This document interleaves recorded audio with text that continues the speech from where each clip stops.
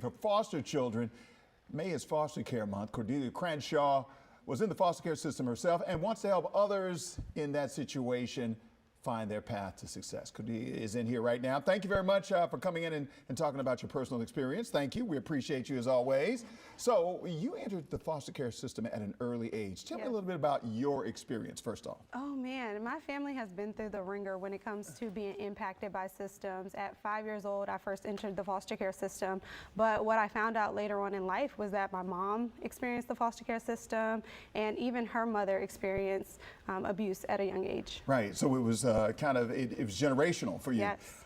The difficulties and the struggles of dealing with that for you. Tell me what that experience was like. Man, it was really about me struggling with my confidence and my mental health, me struggling with being connected to my family, and really those experiences led me to my profession, which is being a clinical social worker. So right now in my career, I really focus on prevention. How do we prevent families from being impacted by systems?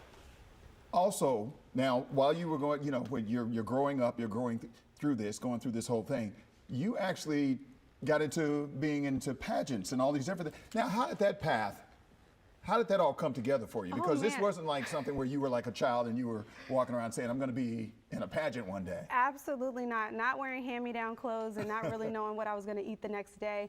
But I was at my foster mother's job one day, and I remember looking up modeling, and I took it to my cheerleading coach, and she knew all about pageants and signed me up for a pageant, and it literally changed my life. I'm so glad that I entered pageants because it prepared me to sit here with you today and be able to have an interview, to be able to know that my confidence radiates from within.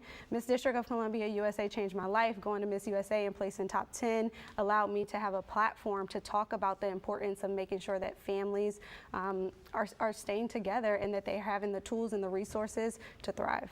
Talk about some of the work that you do now, because you were able to go through that, build your confidence up in another avenue, and now your focus now is on helping others. Tell me about your mission right now, what you're doing, how you're helping others. Absolutely. So today in my career, I'm really focused on prevention. I think the recipe for prevention is education, coping skills, and resources. I'm co-founding an organization called Imagination Factory, where we believe that those, when they're free to imagine and create, we can build a more just world for families.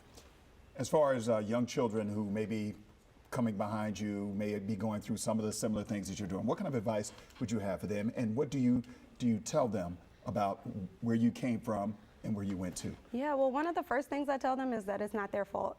It's really important for children who are navigating the system to understand that it's not their fault, but their current circumstances do not define their future success. And it's so important, especially for the young girls. Miss District of Columbia USA and Teen USA is June 29th. I encourage girls to get involved. And then for my young males out there to really just believe in themselves and to never give up.